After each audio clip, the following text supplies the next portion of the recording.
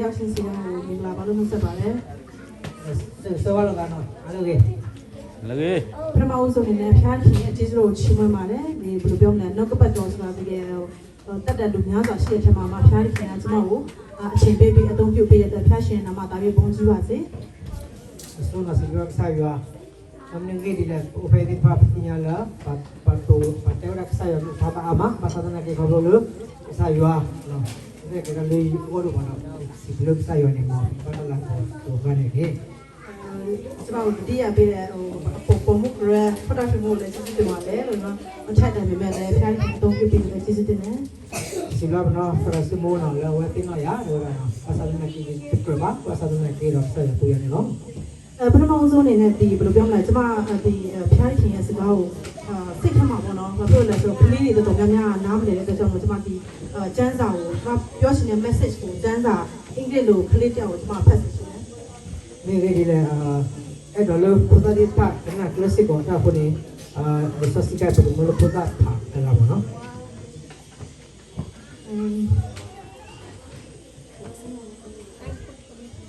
ပူပါ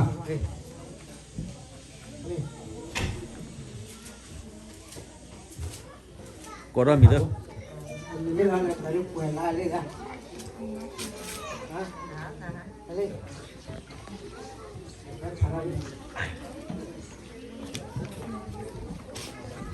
Listen. Nobody listen.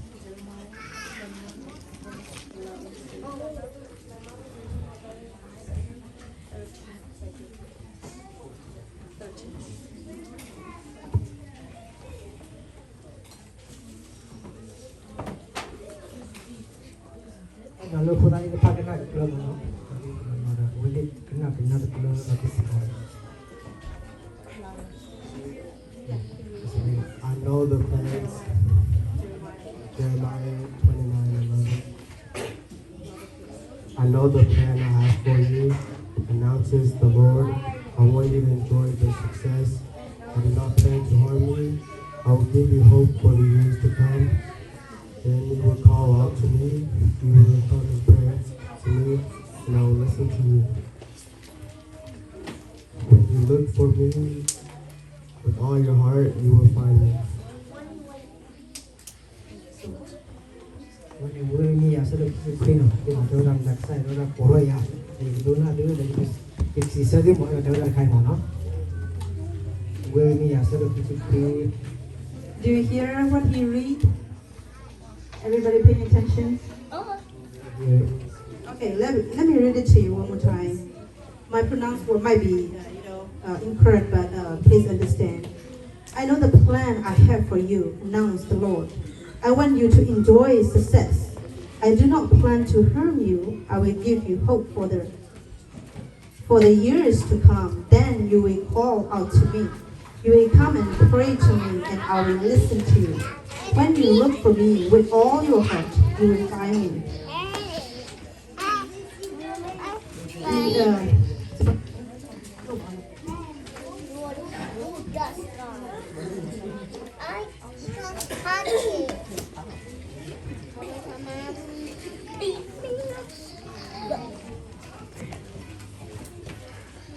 ကျွန်တော်တို့ကတော့မတော်ချင်ဘူးနော်ခဏလေးစတောင်းချင်ပါတယ်အရှင်မင်းရဲ့ဆုံးမတော့ဖာကျေးဇူးတင်ပါတယ်ဖွင့်ချိန်နဲ့ပေးသနာတော်ကြောင့်သူပဲကျေးဇူးတင်ပါတယ်အဖဖျားခင်တပိမထိုက်တန်တော်လဲကိုရှင်ယေနုကပတ်တော်ဒီမှာရှိတဲ့ညီကမောင်မများနဲ့အတူလစ်လာရတော့အခုကိုရှင်ပေးတော့ကြောင့်သူပဲကျေးဇူးတင်တယ်ကိုရှင်ရဲ့တန်ရှင်တဲ့ဝိညာဉ်တော်စတဲ့ကြောင့်လာအုပ်စိုးလို့ပါဒီမှာရှိတဲ့ညီကမောင်မတရားရှိစီတဲ့ရဲ့နှလုံးသားကိုသူ့ထိစကားပြောလို့ပါအဖဖျားသူရဲ့ပြောမဲ့နှုတ်ဆောင်ပါစက်တပည့်ပြောမဲ့စကားလုံးတစ်ခုချင်းစီတိုင်းအကယ်လို့များကြားနာမဲ့လူအတွက်ချစ်မြတ်လဲစရာဖြစ်နေဆိုတော့ကပရိုရှင်တာစီပေးတော့မှာပရိုရှင်တက်ရှိတဲ့ဝိညာဉ်ကိုဖိတ်ခေါ်တဲ့အချိန်အလုံးစုံပရိုရှင်လက်ထက်တဲ့ဆက်တဲ့အမှဆိုတော့မှာပါကျွန်မအဓိကဘောနော်ဒီနေ့ကျွန်မပေးရှင်တဲ့ဒီက message ကတော့ဖျားခင်ကိုဘခုပြုတဲ့အသက်တာဖြစ်တယ်ဒီနေ့ရတော့ဘုကေတော့တက်ပူရတယ်နော်မျိုးတာအပြီးတော့တက်နေဆက်ရွယ်နေကမျိုးတာဘလော့ခတ်တာပေါ့နော်ကျမတို့အသက်တာမှာကိုလိုချင်တဲ့အရာကိုဖြစ်ချင်တဲ့အရာမဖြစ်လာဘူးကိုမျှော်လင့်တဲ့အရာမဖြစ်လာဘူးဆိုရှင်ကျမတို့ဘာလုပ်လဲ le patau mu the patamula patakwa so kha me tepalo ba sa ba me ke ro ba ne takama ba do wa di le မနေ့ကဘောနော်ကျမဒီpastor အိမ်မှာဒီတာကုတော်ဘာအိမ်မှာပြတ်တရှိလို့ခိုးတဲ့ခါမှာဒီဖခင်ကြီးနေမကောင်းတဲ့အတွက်ဆွတောင်းခံတင်တာဘောနော်ဒီတာကုတော်မိုးကဆွတောင်းခံတင်တဲ့အချိန်မှာကျမသူပြောတဲ့စကားလေးကိုကျမအရင်သဘောကျတယ်ကျမခွန်အားဖြစ်တာဘောနော်သူဘာပြောလဲဆိုလို့ရှိရင်သူ့ဖေအတွက်ဆွတောင်းပေးတာ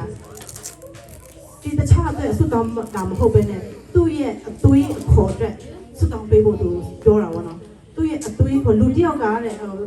အသွေးခေါ်တက်မှတ်တဲ့အသွေးခေါ်သွားတယ်ဆိုလို့ရှိရင်သူ့ဘယ်လိုပြောမလဲလောက်တဲ့အရာရာအတိုင်းဟာတောင်းဖြစ်သွားတယ်ဘောနော်အဲ့ဒီအရာလေးဆိုမှအရင်ခွန်အားရတယ် Mahak phabele mat ko ya le phudra hi ni phene ni no da khudwa mo toro da ba chu pha le phudra wo le awe no sa yo ki ta chu ko mu la pa la ba sa awe ni me si ko ta khara ke ta ki ta ba le wo do ma me ge di le bwe bo la nya ti ta ga bo ha ku ti pai pa ta chu mu do pa ta chu mu ta pa to ba da pha ni me ta ri lu ma ni no ဘာဖြစ်လို့လဲဆိုတော့ကျမတို့တွေးတဲ့အတွေးရပါတော့ဘယ်လိုပြောမလဲကို positive တွေးရဆိုလို့ရှိရင်ကောင်းတဲ့ဘက်ကိုဥတည်သွားတယ်တကယ်လို့များကိုဖြစ်တဲ့အရာအခြေအနေပေါ်မှာမူတည်ပြီးတော့ဆိုးတဲ့ဘက်ကိုက negative ဘက်ကိုတွေးမယ်ဆိုလို့ရှိရင်ကိုကမကောင်းတဲ့ဘက်ကိုဥတည်သွားတဲ့အတွက်ကြောင့်ကျမတို့အထူးဖြင့်ကျမတို့ယုံကြည်သူတက်တာမှာဒီလိုမျိုးအတွေးခေါ်ကကျမတို့အတွက်အရင်အရေးကြီးတယ်ဆိုတော့ဖျားလိုက်ကျမတို့တို့ချီစကားပြောတော့ pa me lu ko le no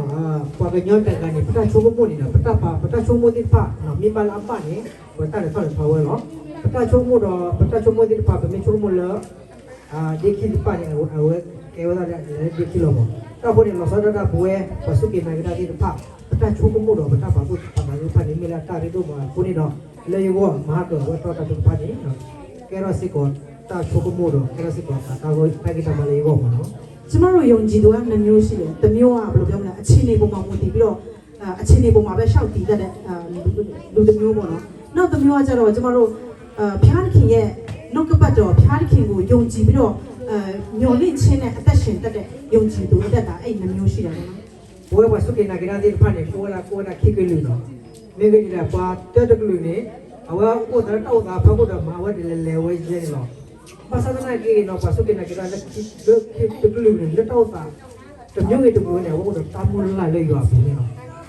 ဘာဖြစ်လို့လဲဆိုတော့ကျမတို့ကဒီမကိုယ့်ရဲ့အခြေအနေပုံမှာမူတည်ပြီးတော့ကိုအသက်ရှင်မယ်ဆိုလို့ရှိရင်ဥပမာထားတာတော့လုံခဲ့တဲ့တော့ COVID-19 ဖြစ်သွားတယ်။နောက်ပြီးတော့ဒီ COVID-19 မတိုင်ခင်တော့ဒီသူတို့ခေါ်တယ် SARS လို့ခေါ်တာဒီ mask တွေပါထုတ်တဲ့ဟာအဲ့လိုမျိုးပေါ့နော်ကျမတို့ပြောချင်တာအခြေအနေကအမြဲတမ်းဖြစ်နေတာပဲယောဂဆိုတာလည်းတစ်မျိုးပြီးတစ်မျိုးပေါ်လာနေတာပဲကျမတို့အသက်တာမှာလည်းဒီလိုမျိုးပဲအခက်အခဲပြဿနာဆိုတာလည်းအခုမှကြုံတာမဟုတ်ဘူးအရင်တော့လည်းကြုံခဲ့ဘူးတယ်နောက်အနာကမှလည်းကြုံအောင်ပါပဲအခုလုံးလုံးစဲလည်းကြုံအောင်ပါပဲဒါပေမဲ့ဒီအခြေအနေပေါ်မှာဖြစ်ပေါ်နေတဲ့အရာကိုကျမတို့အသက်မရှင်ဘဲနဲ့ဖျားခင်ရဲ့တောင်းကြည့်မင်္ဂလာယုံကြည်ခြင်းနဲ့ကျမတို့ရှေ့ဆက်အသက်တာဆက်သွားမယ်ဆိုလို့ရှိရင်ဖျားခင်ကကျမတို့ဘလို့လို့တော့ရှိတယ်လေဆိုတော့ကျမတို့ရှေ့ဆက်ပြောနေနေလေ့လာကြရအောင် me ge ni le me ma kwa ga da ki pe ta ta cha ta la no me kwa pe corona la me ye ta ta cha do no ni ga wa wa pe le ga ta pa le do nya ti bi ya ta ka ta pa do nya pa sa na ki ni ta pa ne ke la na ta ka ni ta chu ya ne ke la la ni ti ba bwe da pa su ki na ga da ke pa ni pa ko ta ke ti pa ni lo ko do wa ke o da wa ma ma da ho o la ka ni နောက်ပြီးတော့ကျမအတွက်ခွန်အားရတာပေါ့နော်ဘယ်လိုပြောမလဲကျမတို့အသက်တာမှာတစ်ခါကျလို့ရှိရင်ဖြစ်ပေါ်လာတဲ့အကြောင်းအရာမသိဘူးအခက်အခဲကတော့မသိဘူးဟိုရင်တော့တစ်မျိုးဖြစ်တယ်ဒီအခုကတော့တစ်မျိုးအကြောင်းအရာအခက်အခဲပြဿနာစုံစမ်းခြင်းတွေကမတူချင်းမတူမဲ့ဒါပေမဲ့ဒီအရာတွေကဖြစ်ပေါ်နေကြဒီလူရဲ့တန်တရားဖြစ်တယ်ဒါပေမဲ့အဲ့ဒီအရာကိုကျမတို့သိဖို့အတွက်ကနှုတ်ပတ်တော်ဖတ်မှာပဲကျမတို့သိမှာဖြစ်တယ်အကယ်လို့နှုတ်ပတ်တော်ကိုကျမတို့မဖတ်ဘူးဆိုလို့ရှိရင်ဘုရားခင်က နောက်ဖြစ်လာမယ့်အရာတွေကိုလည်းကျမတို့တတိထားမိမှာမဟုတ်ဘူးအခုဖြစ်ပေါ်နေတဲ့အရာကိုလည်းကျမတို့ဘယ်လိုပြောမလဲဘယ်လိုရှေ့ဆက်သွားရမလဲဆိုတာကိုခံစားသိမှာမဟုတ်ဘူးပေါ့နော်ဒါအဲ့ဒါကြောင့်မို့ကျမတို့ကနှုတ်ကပတ်တော်ကကျမတို့ဘဝအတ္တမှာအရင်ကြီးတဲ့အရာအရင်ကြီးတဲ့အရာဖြစ်တယ်ဆိုတော့မှာပေးရှင်တယ် me ge de do ko lu bwe pa su ki na ga ti pha ka me ke da ka ni ma da do lu ko ni da le pa la ha ba bu wa do pa sa ji do ba bu wa pa sa na ki ni ta ti pha ti da bu ti nya ni so si ta me ta do ni te ya wa ke lo le ta ma ta kha su nya me ge le ta ma ta le pu gri de pha me ge ni ti ba khale ni we ni le so si ta me ta do ni tu အားတော့ဝယ်ဆိုတော့လို့ပေါ့နော် ဒီမှာဒီကျမနစ်ကောခန်းချင်းကအငယ်ခွေးလေးပေါ့နော်အဲ့ဒါ ဒီကရီတူ နစ်ကောခန်းချင်းကအငယ်ခွေး ကိလူတူဆဒိုရဲ့စဘခိနေအငယ်ဒီပလေတလာတနာတနေပါလားချိတာပါချိပါတာပါ အဲ့မှာဖျားခင်ကပြောထားတယ် we live by faith not by sight we live by faith not by sight ပေါ့နော်ကျွန်တော်ဒီမြန်မာကျမ်းစာဖတ်တဲ့အခါမှာတော့နည်းနည်းရှုပ်ထွေးတယ်တဲ့ကြောင့်လို့ဒီ English ကတော့နှလုံးလေးနဲ့ဒီဟိုအကြောင်းလေးနဲ့အရင်ရှင်းလေးနဲ့အတွက်ကြောင့်လို့ကျွန်မဒါလေးကိုအဓိကပြောချင်တာဆိုတော့ကျွန်တော်တို့အသက်တာမှာ we live by faith ယုံကြည်ခြင်းနဲ့ပဲကျွန်တော်တို့အသက်ရှင်ရမယ် not by sight မြင်တဲ့အရာနဲ့ကျွန်တော်တို့အသက်ရှင်ရဖို့ဆိုတော့ကျွန်တော်တို့နှုတ်ပတ်တော်ကကျွန်တော်တို့ဂတိပေးထားတယ် ဖိနေတော့လေဆိုစစ်တက်တော့သူစစ်တော့ဘွားတော့ဘွေတဲလေတဲရတော့ဘွားပလေတလေတနာတနေပါလေတတိတနာဘူး အဲ့ဒါကြောင့်မို့ကျွန်တော်တို့ကကျမ်းစာဘာဖြစ်လို့ဖတ်ရတယ်လဲဆိုလို့ရှိရင်ခုနပြောသလိုမျိုးပေါ့နော်အနာဂတ်မှာဖြစ်လာတဲ့အရာ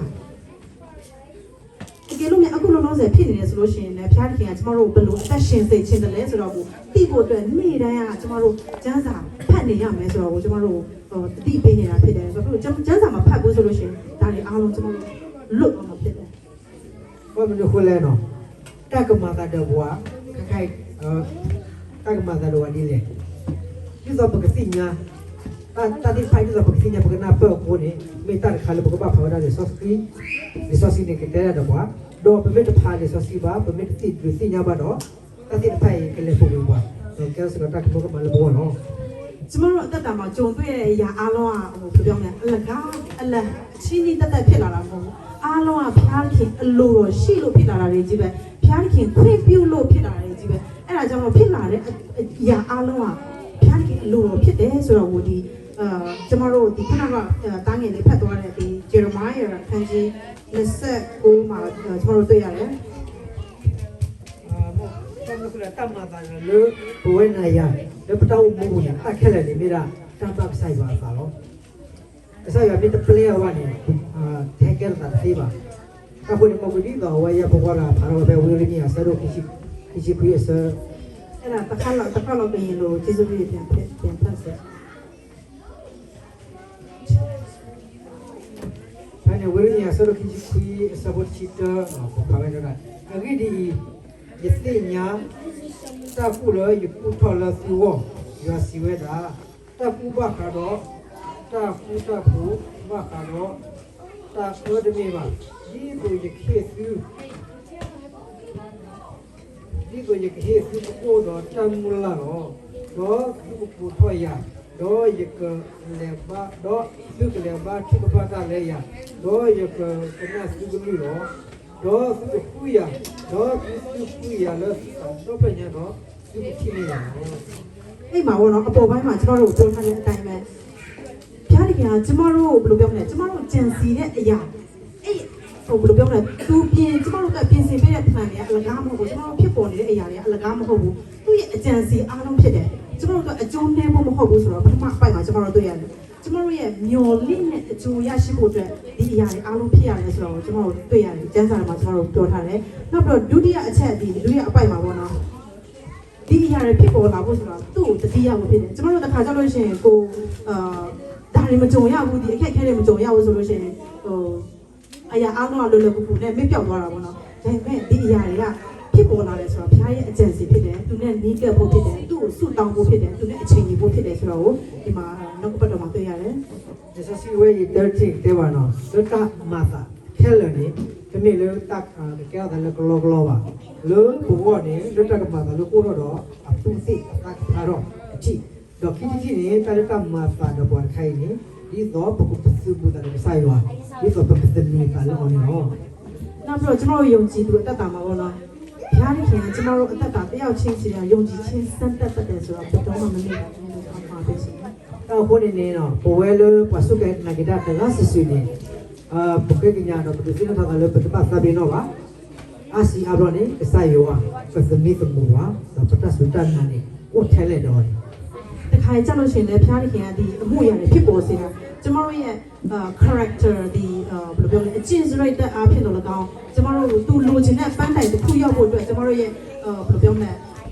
foundation ကိုပြင်ပေးနေတာလည်းဖြစ်နိုင်တယ်ပေါ့နော် Bor kota mata jawa ini misi golemi kobola peta teke bawa do belu belati pak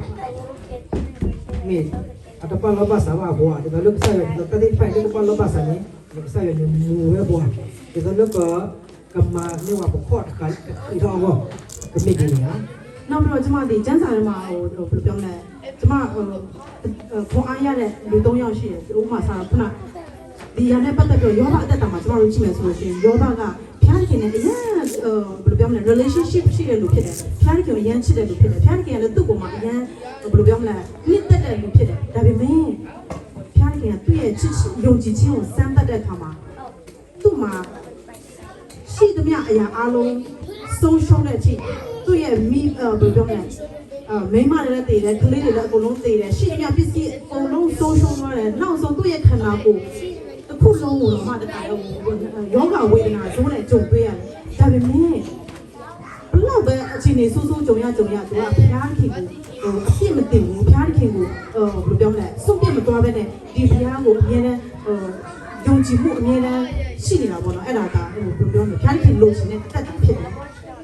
Hai ni no di dalam ini no dia dah banyak dah pasal dia dah ni kita ada soyu bana we mi pada le udah ridok saywa ni pada le pi saywa oh dah ridok saywa thau bo lo dok saywa na ni oh dok phri dok saywa ni semi semua no ma kwa oh ma ti apho ti siro pa bo ha wa wo de ka di ba anok pho ni ke ka ni ba u de le ba cha pasal lagi awak akan nak saya dalam silas lava. ဒီလိုတယောက်က Isaac ကတော့ကျမတို့ကြည့်မယ်ဆိုလို့ရှိရင် तू ကအသက်ကြီးမှကလေးရတယ်ကျမတို့ဆိုလို့ရှိရင်အသက်ကြီးမှကလေးရတယ်ဆိုလို့ရှိရင်အဲ့ကလေးကိုဘလောက်ချစ်လိုက်မလဲနော် तू အသက်ကြီးမှတရားကျော်မှကလေးရတယ်ဒါပေမဲ့အဲ့ကလေးကို तू က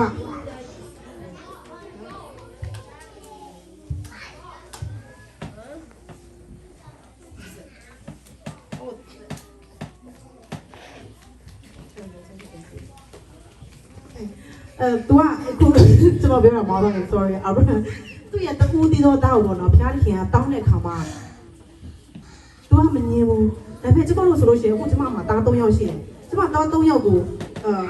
နောက်ကျွန်မပြန်မွေးလို့ရပြီပဲအခုချိန်မှာကျွန်မတား3ယောက်ပြ1ယောက်ကိုတောင်းမှဆိုကျွန်မမပေးနိုင်ဘူးဘာဖြစ်လို့ဆိုတော့ဒါလူစားပြီပေါ့နော်ဒါပေမဲ့သူ့ရဲ့အသက်တာကဖျားခင်တောင်းတဲ့ခါမှာ तू မငြင်းဘူးနဲ့ဝန်ခံခြင်းနဲ့ तू တွားတယ်ဆိုတော့ကျွန်တော်တွေ့ရတယ် Ni ba kwa no so Abraham we ni tiya ma no we apho ni kwa sa apa ma apho ni apho to ni we chia le no pasal ni ke sa yo hi ni we de ni we ke no we ni me we ni lai no de phe de nyo ba no we no te ora no pam no pho le we apho so ga pasal na ke ba me ke lo ga de ni ba Awak ni nak kalau no, ni nak sana ye ni ye mi siapa mai je kita le ji pho ai pho ni ada mah. Awak ni kalau kita le perlu apa lo pada pani ye ni perlu apa lo cak tak ada ni. နောက်တစ်ယောက်ကယောသက်ရဲ့အသက်တာပေါ့နော်ယောသက်ကကျတော့သူကဒီအသက်16နှစ်မှာသူဖျားခင်ကသူ့အိမ်မက်ပေးတယ်သူဘယင်ဖြစ်မယ်အုတ်ချုပ်တဲ့လူတစ်ယောက်ဖြစ်မယ်ဆိုတော့သူ့အိမ်မက်ပေးတယ်ဒါပေမဲ့သူအိမ်မက်ပြီးတော့သူချက်ချင်းဘယင်ထမဖြစ်ပါဘူးခက်ခဲမှုတွေအများကြီးတုံကြုံရတယ်ကြုံဖြစ်ရောင်းစားခံရတယ်ကြုံဖြစ်ရောင်းစားခံရတယ်ဆိုရင်စဉ်းစားကြည့်လိုက်ဟိုအရင်တော့ကြုံဆိုတော့ဒီအမေရိကန်မှာဆိုလို့ရှိရင်ဒီငမဲတွေလူမဲပေါ့နော်လူမဲကြုံခံရတယ်ဆိုတာသူတို့အတွက်အရင်ခါးသေးစရာဖြစ်ပေမဲ့လို့ဟိုအရင်တော့ဒီဣသရေလခေတ်တုန်းကကြုံခံရတော့မဆိုးဘူးဣသရေလကြုံခံရတယ်ဆိုတာတကယ်ကိုသူ့ရဲ့ body က neck ကဘာမှမရှိဘူးဟိုဘာမှမရှိဘဲနဲ့သူတို့ဒီလိုမျိုးထားပြီးတော့ပေါ့နော်အဲ့ခန္ဓာကိုသူတို့ရိုက်ကြည့်တယ်သူတို့အဲ့ခန္ဓာကိုသူတို့အလုံးလုံးနိုင်ရဲ့လားလက်တွေပါလေသူတို့အဲ့လိုကြည့်ရခြေတော့ရိုက်ကြည့်တယ်တုံးနဲ့ရိုက်ကြည့်တယ်အဲ့လိုမျိုးဂျွန်တယောက်ကိုသူတို့ဝယ်ဖို့ဆိုတာကြမ်းတမ်းနဲ့အရန်ကိုဘယ်လိုပြောမလဲရိုက်ကြည့်လှုပ်ကြည့်ပြီးတော့မှအဲ့ဂျွန်တကယ်အနာခံတဲ့ဂျွန်မှသူတို့ဝယ်ဖြစ်တယ်သူ့ကိုအဲ့လိုမျိုးဂျွန်ဖြစ်နေရောင်းစားခံရတယ် Pasal kan ni begitu kalau soyu tani awak la ot chimni ni kan ni nak saya dubi mo le awak kira kat sopalo betul ni kira awak ada apa pun ada padol lah pasal lagi ni saya la tapi buat chi awak chi ni chimni ni kan ni awak saya kudu kira lupa berdalam apa personal tu belum ada memang no pasal lagi awal paling kopo dah aja no dekat di mana patah cakap lupa tu no lenya boleh lupa le Israel tu waktu itu boleh baca ni tapi kalau akai mana di dalam boleh kalau nak jadi apa malu pada begini nyawa no dapat tu boleh pada patah he cakap apa mereka ini punya ni Ewa dah kalau awak Israel ajo ni no, aku dengar lah pak kemau ni negara China, pak tu pasti lah awak aku nak kalau kaji lah, no, awak dah problem sih lah, dah papa tahu papa pokok ni pada ini, pak kemau ni pak no dia ni asal awak ya pekerja lagi bawa, cari mak, dah pak tu loh, pak ni kuasa atas ni kau ni. Nah bro, yo tak katu, cuma pihak yang sangat berbeda dengan macam dia no. Di tu pada body part begini ya, jenis nak belum ni, sonsan nak saya cincang belum ni. Iya aku tu meluk benda, cari kaya sekarang nak tahun dek, tu jam belum tu tahun dia, tahun ni macam ni, belum ni, cari kaya, dah tu aku sampai ya, di guna mana di, jompi yang sampai mana, tahun sampai mana le, cari kaya tu, buat cari ni, tuan lah lo syarat dek tu, kita jom cari tu, ni dek dek jom lo. Tu要的呢，但是嘛，皮啊都不表来，高级别了，比如来说，中片的嘛，中叶刚少皮啊都配我都，也是嘞，头呢这边头呢，头呢嘛，欧苏亚的配我都呀。因为我所有的呢，我给我那图，我来查了股，我说那个我打八打，我的，我老把啥了，啥有打八打货呢？我你看那个路股那个呢，也把它那扣了，到个叫爸母呢，个叫爸妈。Lip so, pasal nak ini, awak kalau telur kan lip so ubah. Dua pen ini, awak siapa awak tak patah.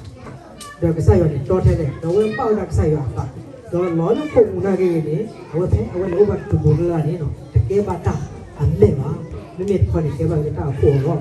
Tu dah我怎么之前边怎么把花都要来说，不是来说，他那个都欧洲一百年嘛，都一百倍他来，都一月才差些。အဲ့ဒါကြောင့်မလို့သူ့ကိုဒီလိုမျိုးအုပ်ချုပ်တဲ့နေရာမှာသူကောင်းကောင်းလုပ်နိုင်အောင်သူ train နေတာကိုကျွန်မတွေ့ရတယ်ဒီရောတက်ရက်တက်တာမှာသူ train နေတာဒီဂျုံဘွားရောက်လို့ရှိရင်လည်းဂျုံမှာလူလည်းမှာအုပ်ချုပ်ဖို့အတွက်သူစီမံခန့်ခွဲဖို့အတွက်သူတောင်းဝင်ရတယ်နောက်ပြီးတော့ဒီထောင်ထဲရောက်တယ်တော့လည်းထောင်ကလူတွေကိုစီမံအုပ်ချုပ်ဖို့အတွက်သူရဘာဖြစ်လို့ဒီတောင်းဝင်တွေကိုဘုရားကပေးတာလဲဒီခက်ခဲတွေဘာဖြစ်လို့ကြုံစေရလဲဆိုရင်သူပြင်ဆင်ထားတဲ့နေရာမှာသူ ready ဖြစ်ဖို့အတွက်ဘုရားတခင်ကသူ့ကိုပြင်ဆင်ရတယ်ဆိုတော့ကျွန်မတို့တွေ့ရတယ်ဖဲနေနေတော့ဘာဖဲတမလိုရာဆိုရတာအခုပနေကေတာကေရောရာဖတာကိတာဘလတာဘောနော်မေဗီဒီလေဆိုရတာနေဝဲလောဘလောပစယောဒီစညောဒူဘမောလောဝဲကေရဘာဝါဘောရှရာပစတနာကေနေနော်အဝဲပမ်ဒုပစယောပမ်ဒုအတဒုကေရဘလောဟောလေစယောဒူတယ်လောဘလောကိုပူဖဲနေစယောထွေအလောဘောရှရာဘာတိဖာဖဲနေနော်လောကိုပူပေကဘောရှရာတိပါတိလက်စယောကျိုလိုဝဲတိပါဒီတော့ကတူထောက်ပါလားကစားရတာတော်လို့မတနေလို့ဝကပေါ်ရှောတာကောပူဘောတော့ဖနေဝတက်ကလေးနဲ့စားရကြော်လို့ပါတော့အခက်လက်ခက်ကြီးပါလို့ပါစားပဲကြည့်ပါမယ်အဲ့ဒါကြောင့်မလို့ဒီမှာရှိရညီကမောင်းနေပါပဲနော်ကျမတို့အသက်တာမှာတစ်ခါကျလို့ရှိရင်ဒီအခက်ခဲအသားစီးတွေကြုံတွေ့ရတယ်ဆိုတာဒါဖျားခင်ကျမတို့ဘယ်နေရာထားမလဲဆိုတော့အရင်စိတ်လို့ရှားဖို့ကောင်းတာပေါ့နော်ဘာဖြစ်လို့လဲဆိုတော့ဒီရောတဲ့အသက်တာသူ18နှစ်လောက်မှသူအိမ်မက်တစ်နှစ်တစ်လ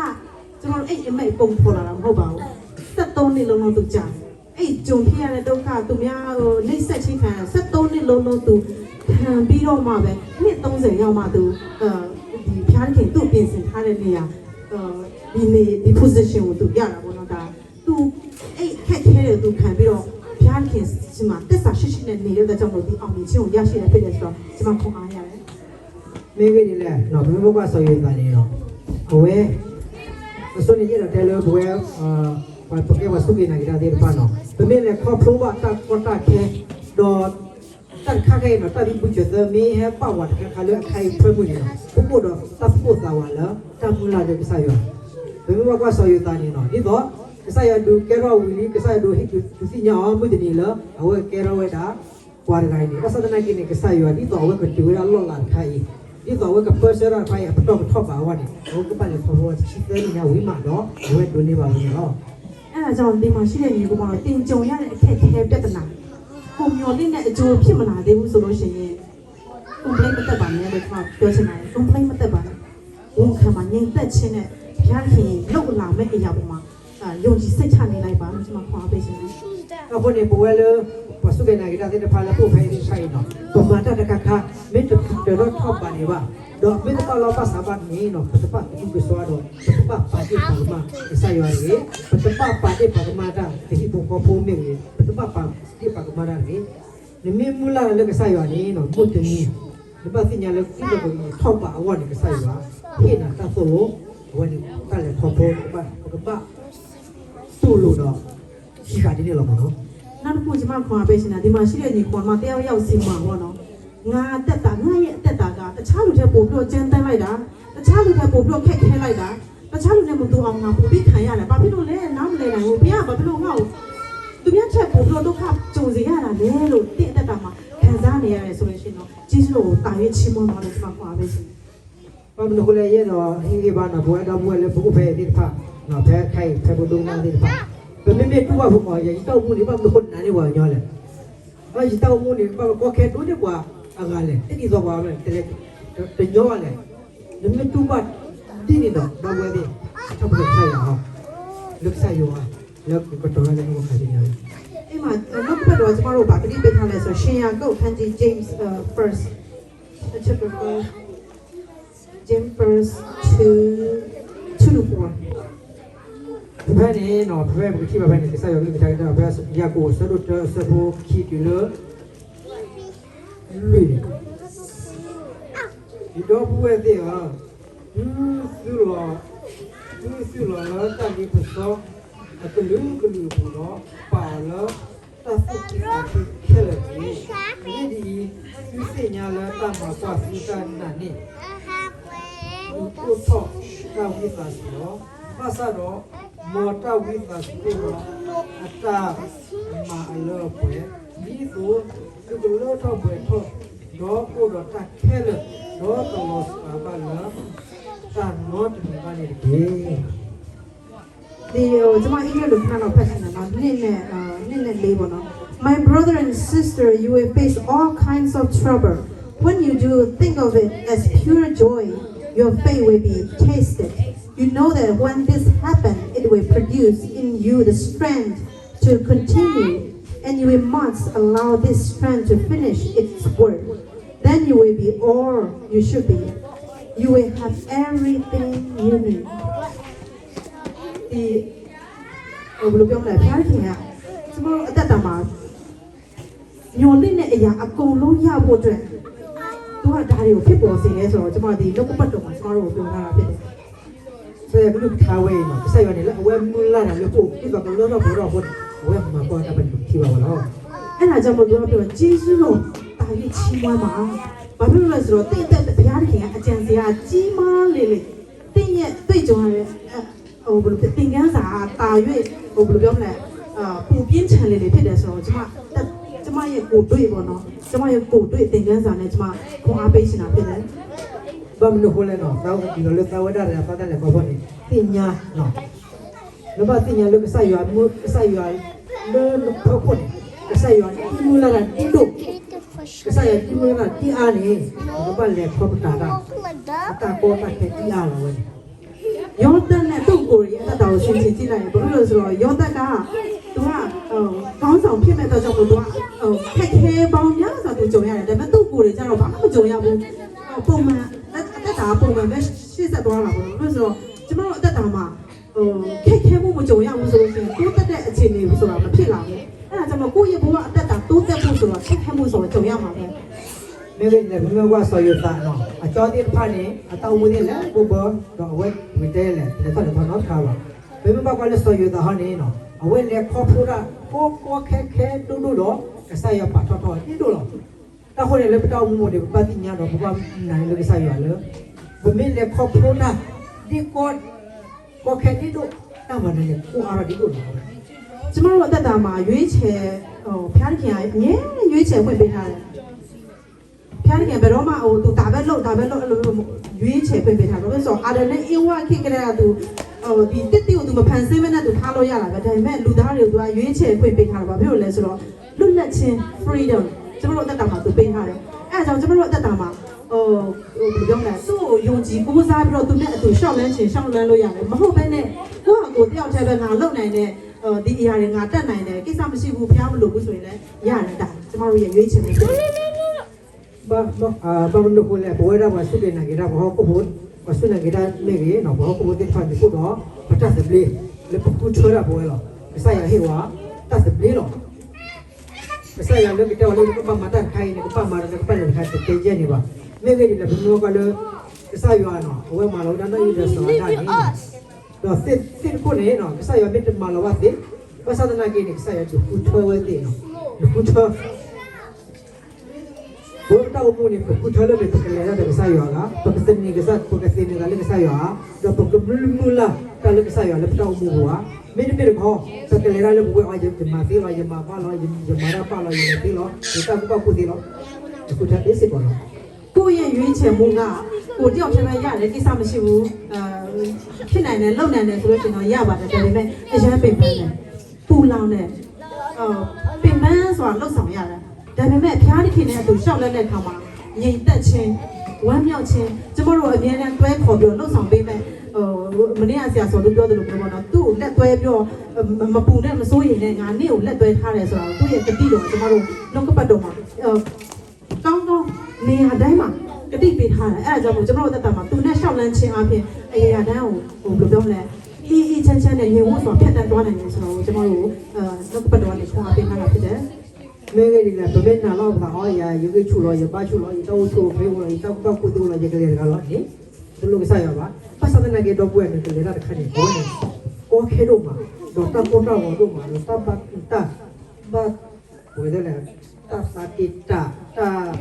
ဘာယူပါဘောဦးအတော့မှာပတ်စတဲ့ငါကနေမင်းလေတော့ကစားရနေတော့ကလေးပါဘူးခုတော့စားရနေ web version ဟာ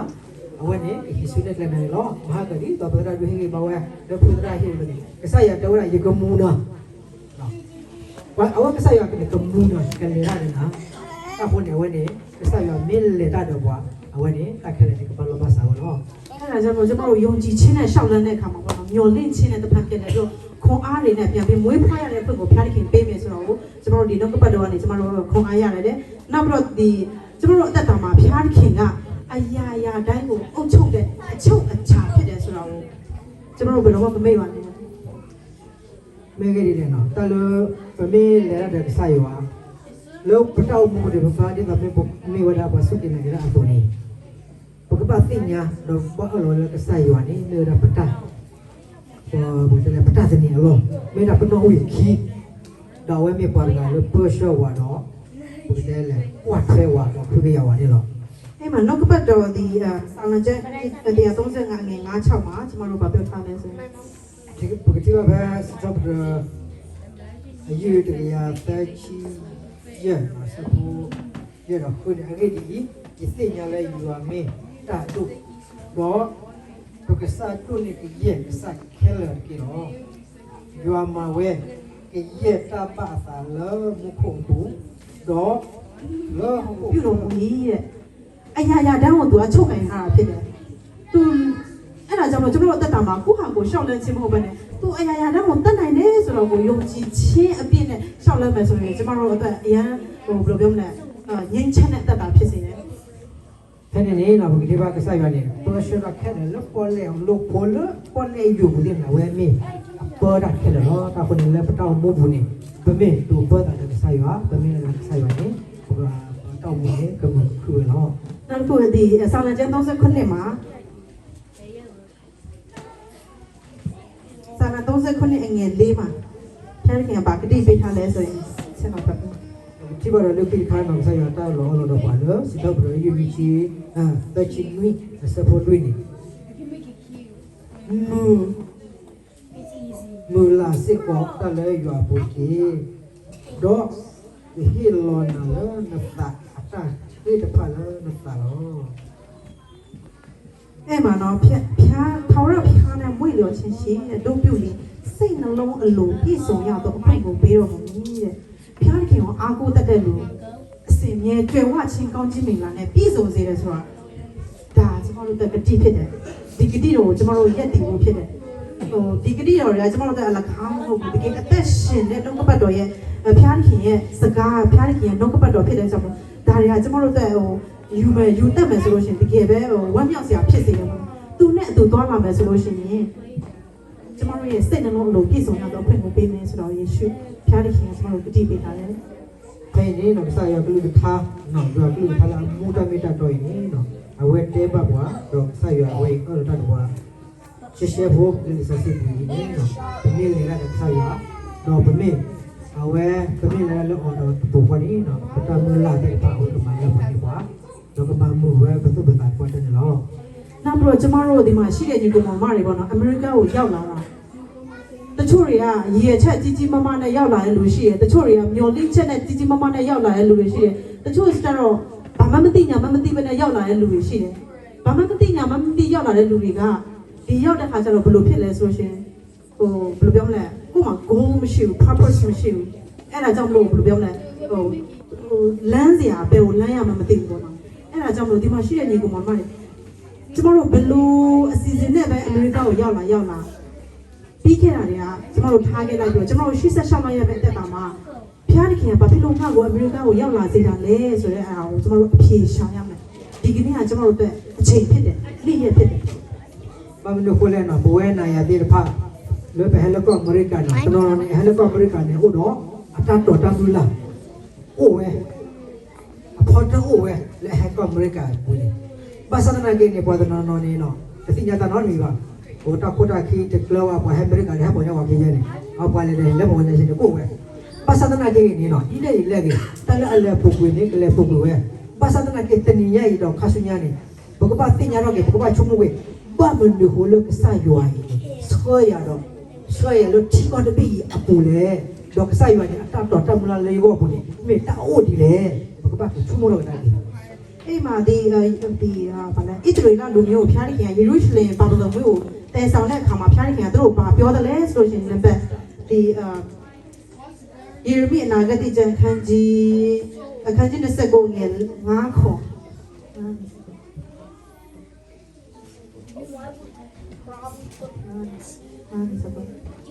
Sai ni no le Kesa yuwa na we shero we da ba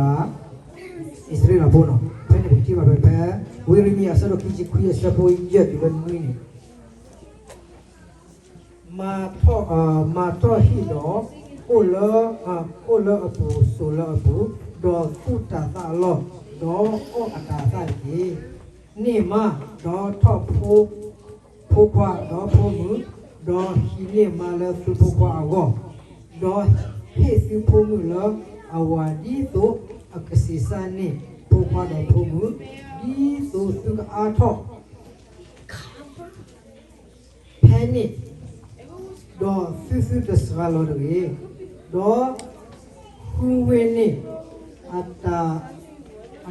kuta po he yen mo su le ke ku do ba tu pani you are la award e agadi la aweni ata kuta po apu ni su ke ni ta kuta po lo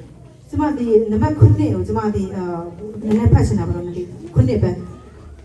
အဲ့တော့ဘာပဲစဘုန်မင်းလား အင်္ဂလိပ်လိုကျမဖတ်ပေးချင်တဲ့ကလေးတွေအတွက် Also word for the seeds of the city I have sent you to pray to the Lord for that city if it succeeds you too will enjoy success the Lord who rule over all is the God of Israel he saidဒီဂျပန်မှာကျွန်တော်တို့တွေ့ရတာဖျားခင်ကကျွန်တော်တို့အမေရိကန်ရောက်ရှိလာတာအမေရိကန်ကိုပို့ဆောင်တာအလကားတက်မဟုတ်ဘူးဆိုတော့ကျွန်တော်တွေ့ရတယ်။ဘာဖြစ်လို့လဲဆိုတော့ကျွန်တော်တို့အသက်တာမှာကြီးမားတဲ့အကြံစီရှိတယ်။ကျွန်မဒီအမေရိကန်ရောက်တဲ့ခါမှာဒီတော်တော်များများပေါ့နော်ဒီအမေရိကန်နိုင်ငံရဲ့ဖျားခင်ကိုအားချစ်တဲ့လူတွေအရင်အများကြီးရှိပါတယ်။နောက်ပြီးတော့ဒီအရင်တော့ဆိုရင်သူတို့ရဲ့ပေးဆက်မှုကြောင့်ကျွန်တော်တို့ဒီယုံကြည်သူဖြစ်လာတယ်ဆိုတာအကုန်လုံးသိကြတယ်။ဒါပေမဲ့အခုချိန်မှာဘယ်လိုဖြစ်လဲဆိုတော့သူတို့ကတကယ်ကိုထွေးချွန်ချက်မြက်တဲ့တိတ်ပံပညာရှင်တွေပေါ်ထွန်းလာတဲ့အခါမှာသူတို့ယုံကြည်မှုတအားကြီးပြီးတော့ဖျားဘယ်လိုပြောလဲဖျားမရှိဘွာတာတွေအများကြီးပေါ်လာတဲ့အခါမှာကျမတို့ဒီမှာရှိတဲ့ညီကောင်မတွေကအတစ်တပံဖျားတစ်ခင်စီမှာသုံးဝင်တဲ့လူတွေဖြစ်တယ်အဲ့ဒါကြောင့်မို့ကျမတို့အတစ်တပံသုံးဝင်တဲ့လူတွေကကျမ်းစာထဲမှာရေးထားတယ် နောက်ကြတဲ့လူကအရင်ကြမယ်ဆိုတာကျွန်တော်တို့အသက်တာမှာဘုရားသခင်ကအလုပ်လုပ်ချင်တာဖြစ်တယ်ဘာဖြစ်လို့လဲဆိုတော့ကိုယ့်ရဲ့ပတ်ဝန်းကျင်တခြားလူတွေကဒီဘုရားကိုမယုံကြည်တော့ဘူး free သူတို့ free လည်းဖြစ်သွားပြီသူတို့ဘုရားမဲ့ဝါဒဖြစ်သွားပြီဆိုတော့အဲ့ဒီလူတွေအပေါ်မှာကျွန်တော်တို့တစ်ဖက်ပြန်နေပြီးတော့အသုံးပြုဖို့ဖြစ်တယ်ဆိုတာကျွန်မအတွက်တယောက်တည်းအတွက်အရန်ခွန်အားဖြစ်စေတာပဲ ဘာမလို့လဲလေဆာစီဆဲတဲ့ပြောင်းနော်ဘဝနာရတဲ့ဖတ်တဲ့ဆိုင်ရလဲရှောလဲကောအမေရိကန်တမီလဲဆဲဝတာကလောကလောပါဘုရားတင်ရလို့တော့တမ်လာအတာကွာဆိုလို့ဘောတော့မှာဘာမလဲလေပကတိဘာကောအမေရိကန်ဘူးနော်ဘာလဲအဲ့ထွေးရတော့ဘူးလေနော်အဲ့ထွေးရတော့အဲ့ရပြောတော့တူညာဘယ်မှာကွာအဝဲသေးအတာသူ့လာတာလေတဲ့အဲ့ထွေးရတော့ဘွဲနာရဘွဲဘောကဘောတိဖတ်ပြီးမှာကွာပတ်စတဲ့ဆိုနေဘဒူနေပါတာကသူကဆော်လက်တီကော်ဒီလောပါစဒနာကြီးနေမှုချတဲ့ညရဲ့တီကော်ဒီဖလိုတာတော့လေတော့အားလောတော့ဝေဒီဖန်နေပါစာရေးဒီဖန်နေအားတော့ဝေဒီဖန်အတဆူတာတာတနာလရွာဒီဖန်နေလောစာနေဝဲတော့ဘုန်းနေနော်ဝေဒီဖန်ဒီပမျိုးတော့ပါတိဖန်လေဟဲနော်ဘလောကစာရွာတာဟဲတော့စီညောတာစာရွာလေဘယ်တလဲကိုကိုလေဒီဖန်ဒီတော့ဘယ်ကရတဲ့ပါတိဖန်လောအောလေပါလေတစီညကြီးရွာဒီဖန်တော့ဝေဒီဖန်ကဲတော့ကြီးရတာစီညကြီးစာရွာအောမေဂေဒီလေဒီဆိုစီတေဝရစီကောနော်wala helenya ni keleki wala heleki ni dan kelenya bisa sisi ko usiko ta ko ni no kesa yo ni usiko ta to ta ma lu we na ya ke pa usiko lo အဲ့ဒါကြောင့်မို့ဖျားခင်ကကျမတို့အပေါ်မှာထားတဲ့နေရာကျမတို့ထားတဲ့နေရာမှာသူလိုချင်တဲ့အရာဖြစ်ဖို့ဥပမာထားတော့ဒီအမေရိကန်နိုင်ငံသားတွေကိုကျမတို့သွားပြီးတော့နှုတ်ကပတ်ဘယ်လိုပဲဖျားရဲ့ဝိညာဉ်တော်ပြန်ပြီးနှိုးထလာအောင်ပြောဖို့ဆိုတာကျမတို့သူတို့စကားရမှာဖြစ်မှာလေနော်သူတို့နဲ့တန်းတူသွားနိုင်မှာဖြစ်မှာအဲ့ဒါကြောင့်လို့ဖျားခင်ကကျမတို့တုံတင်ပေးနေတာဖြစ်တယ်ကျမတို့လက်သွဲခေါ်ဆောင်နေတာဖြစ်တယ်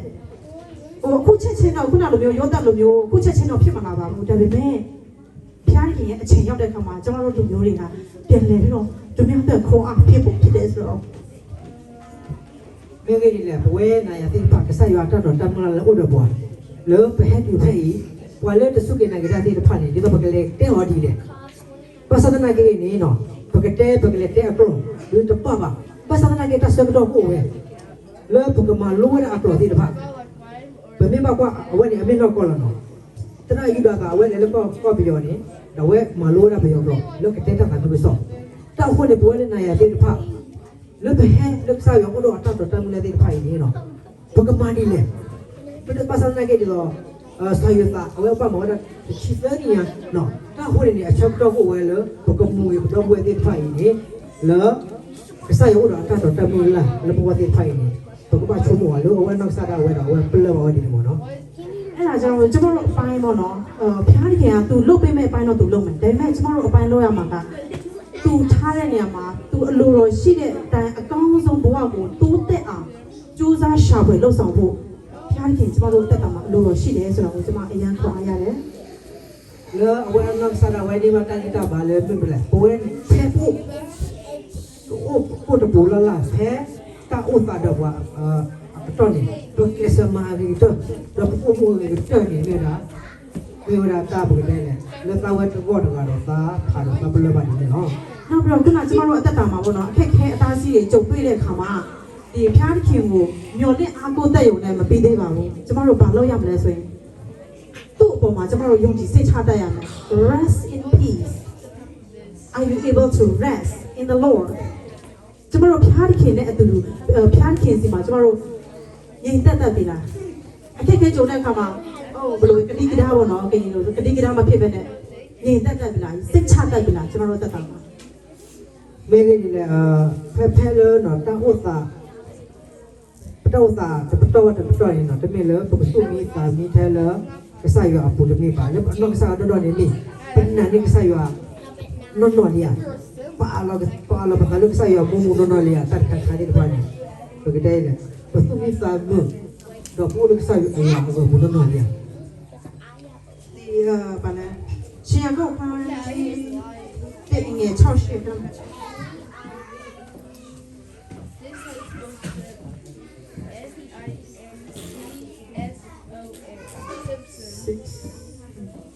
ဖဲနေပါဒုတိယဒုတော့လာလေမစစီအလာတော့ဖဲရကိုစဒုတဆဖူဟူဒုလို့ပေါ် Basa do mo kita letan na deki. Mo asasi deki do no de mi. Age di kuala asasi do ni ma asasi pole lepola kili uba o do huwa we asu ni lo. Age di kuala ga ni mo asu asu ko mo la age ni ta ni la kesa uni ni kuala asasi do ga ni.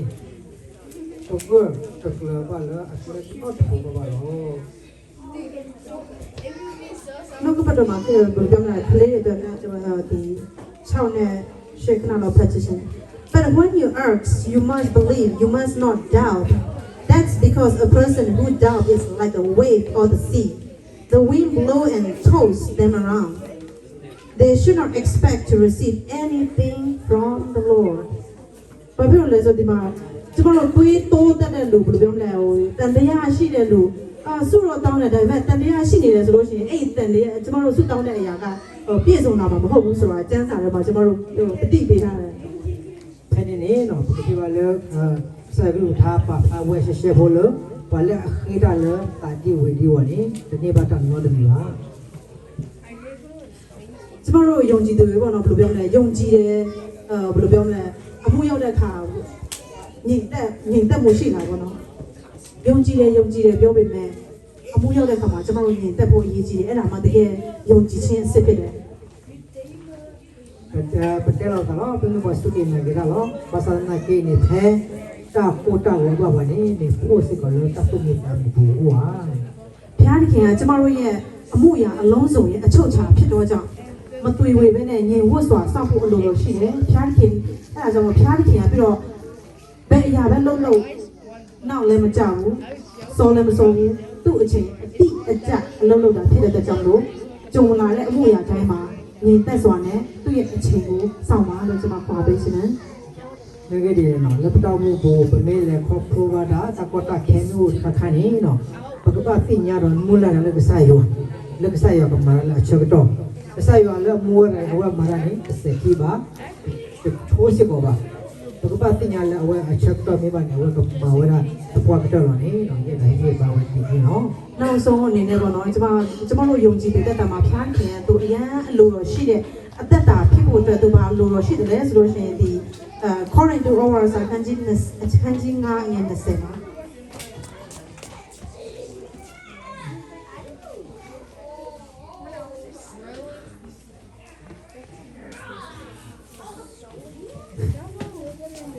Hey ni no le sai yo la patau bu ni no we lo da bu ni le. Ni tra ti ba be. Chikri du sa lo ye sa bu chi di lo chi ta ni. Ma ta di ni do bu we da i be me ku lu le khri wo do ta ma ta i yua ku ti na ta le bu su ku a su do ku ti na ta le khri wo uba loki uba loki kita do i wo ni re ni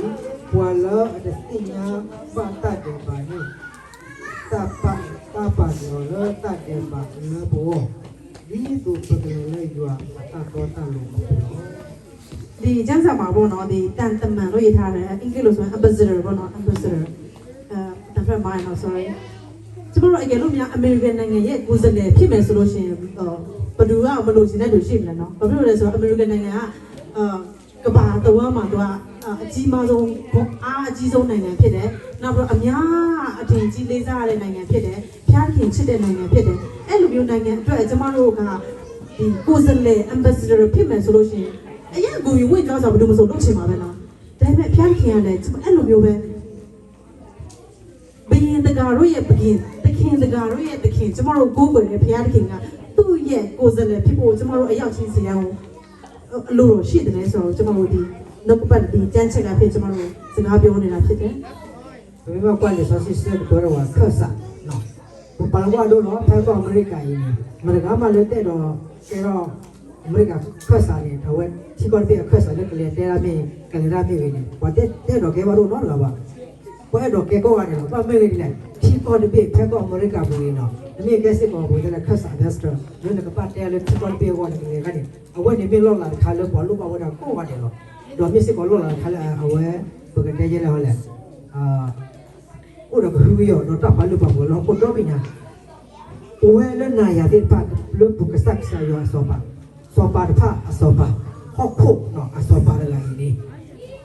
Awe nu ba we da na ya bo ba su ke na da de pa. Awe lu ke ro khasa la awo. Le pa ka mara la awo. Le bu we ko ade wa. De me ta ka wa le bu we ko ade.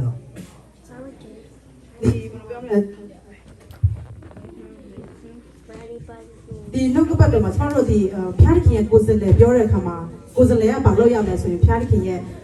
ကောင်းမြတ်ခြင်းဧဝံဂေလိတရားကိုကျမတို့ဟောပြောရမှာဖြစ်တယ်။ဟောပြောဖို့ဆိုတော့ဒီလိုမျိုးစင်ပေါ်တက်မှပြောမှဘယ်လိုမျိုးပြောမှမဟုတ်ဘူး။ကျမတို့အလုံးလုံးနေနေနဲ့တကယ်ချင်းကိုဘယ်လိုပြောမလဲဖျားခင်ရဲ့ကောင်းမြတ်ခြင်းကောင်းဖျားခင်ရဲ့ချစ်ချင်းမြတ်တာကျမတို့ဝင်ငါတက်တဲ့ခံဖို့အတွက်ကျမတို့ဖျားခင်ရဲ့အလိုတော်ရှိတာဖြစ်တယ်။ ထိုင်နေပဲတဲ့လေခတ်စာတော့ဆာရခတ်စာနေလက်ဆာရခတ်စာကတော့ဘပတ်တဲမလဲဘပတ်ဟင်းဟင်းပါဝါညောဘပတ်တဲဖာတော့ဆာရကလူထားဘပတ်တဲဖာတော့အဝဲရတောက်ကေကော့ကေလေဘကတဲဝရကဆာရကလူထားဘကတဲဝတောက်ကေကော့ကေဘကတဲကဆာရအားလေတို့နေတမေလေဘပတ်ထဲတော့လေတပ်ပွေးမှာတော့ဘပတ်တဲဝဒမတမေပါလေပတဖေတာမှာပုံနေကေလေဘတပူတပေါ်တော့မေကေလေဖိကောမေကေအလောဝလေဘပတ်တဲဝဒကဆာရကလူထားဘပတ်ဟင်းဟင်းပါလို့ဒါလေကဆာရကလူထားဝဒီကေတော့မေဒါကဆာရခတ်စာနောက်ဆုံးဒီပါလေကျမ်းပိုက်တဲ့တပိုက်ကျမကိုကျေးဇူးပြုဖတ်ပေးပါသည်ခုန20 21ကိုပဲပြန်ဖတ်ပေးပါဘလို့ဆိုတော့ဧဝံဂေလိတရားရဲ့အတိတ်ပဲနောက်ဘောနော်သူ့ရဲ့အတိတ်ပဲအဲ့တကယ်လေးနဲ့တဲ့အတိတ်ပဲအဲ့မှာကျမတို့တွေ့ရတယ်ဘာဖြစ်လို့ဘုရားတကယ်ကကျမတို့ဧဝံဂေလိတရားပြောခိုင်းတာလဲဘာဖြစ်လို့လဲဆိုတာဒီနောက်ကပတ်တော့ကျမတို့စကားပြောမှာဖြစ်တယ်ညာပကပတ်အပ်တော့ဖာနာဝလပီတော့တဲ့နော်ဘယ်ဝစဘခိစီတန်တသကုကဆောစီတယ်နော်ပွာလာအတသိညာပါတတ်တယ်ပါနေtapaki ola tadeba lebo di to pekele le yo ata ta lo apuno ဒီမှာကျမတို့ဖျားတဲ့ခင်ကပြောထားတာပါကျမတို့အသက်တာကျမတို့ကအပြစ်ရှိတော်သူဒီမှာအပြစ်နဲ့ကျင်းတော်သူကိုငါတို့အကြောင်းအပြစ်ရှိတော်သူဖြစ်စေတော်မူ၏အကြောင်းမူကားငါတို့သည်ထိုသူအားဖြင့်ဖျားတဲ့ခင်ရှိတော်၌ဖြောင့်မတ်တော်သူဖြစ်မည်အကြောင်းသည်ကျမတို့တယောက်ချင်းစီတိုင်းဖြောင့်မတ်တော်သူဖြစ်ဖို့အတွက်သူပေးဆက်ခဲ့ပြီးပြီအဲ့ဒီကောင်းမြတ်ခြင်းကိုကျမတို့ယုံကြည်လက်ခံစားပြီးတော့ကိုတခြားသူတယောက်အတွက်ပြန်လဲပြီးတော့ဝင်ငါတက်တဲ့အဲ့ဒီဘယ်လိုပြောမလဲဖြောင့်မတ်ခြင်းကိုတခြားသူအတွက် sharing လုပ်တဲ့အသက်တာဖြစ်ဖို့ကျမတို့ယုံကြည်သူတယောက်ချင်းစီတိုင်းဘုရားခင်ကလိုတော်ရှိတယ်ဆိုတော့ခွန်အားပေးနေကြပါဆုံးသက်ပါတယ်ယခင်နေလည်းဘယ်တော့ခေပါကေနော်Isai sukri, we tak dia baru ba, we magi tak dia bakal lah, dah berkira ke buat petolu la we aku la ni aku, dah boleh le we naya di depan si gong, pemuda we le, kita buat topa lu le isai sukri bunyi, kita buat si gong tinya, dah kenapa ni no, we naya di depan gong ni le pemuda ni, we ni pemuda, ayo bagi, dah tanam, satu kilo. အဲ့တော့ချင်းစီတိုင်းပေါ့နော်ကျမတို့အသက်တာမှာကြုံတွေ့ရတဲ့ဘဝအခက်အခဲတွေကိုခရစ်တော်နဲ့အတူဘုရားခင်နဲ့အတူလက်တွဲပြီးတော့ဘုရားလက်ထက်မှာယုံကြည်ခြင်းနဲ့အနန္တညင်ဝတ်စွာနဲ့အသက်ရှင်ပြီးတော့ဘုရားခင်ရဲ့နှုတ်ကပတ်တော်ကိုကျမတို့တတ်နိုင်ကြလောက်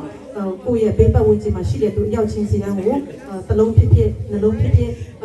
ဟုတ်တစ်ချက်တဲပွင့်ပါဝင်ဖို့အတွက်အရောက်ချင်းစီတိုင်းကိုအားပေးနဲ့အရောက်ချင်းစီတိုင်းဖျားရှင်တာဝေးခွင့်ရှိပေးပါစေလို့ကျွန်တော်ဆုတောင်းပါတယ် Laki ni no, lo pueh no lo pegepelek saya perwa, pegepelek saya muwa, pegepelek saya soba, do lo pueh di kepala, lo saya pilih betah, lo pentingnya sedikit ni, lo bukan lo hilang dah, walau buku buku, do awan ni minta sedikit buku, do saya besok ni buku ni nanti, nampak tu. Nanti seterusnya.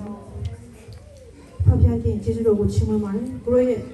lain ada, nak pada dia yang lebih lila ya tu apa yangပေးတော့ကြောင့်ကျေးဇူးတင်တယ်အဖဖျားကိုရှင်နှုတ်ပတ်တော်ကိုသူတို့နှလုံးသားထဲမှာကောင်းမွန်စွာမှတ်သားလျက်ကိုကိုတာ၍ညှော်လင့်တက်ပြီးတော့ကိုရဲ့နှုတ်ပတ်တော်ကိုစိတ်ချတတ်တော်ယုံကြည်သူသားသမီးယောက်ချင်းစီတဲ့ဖြစ်စေဖို့ရဆုံးတဲ့တော်မှာမြင်ကြ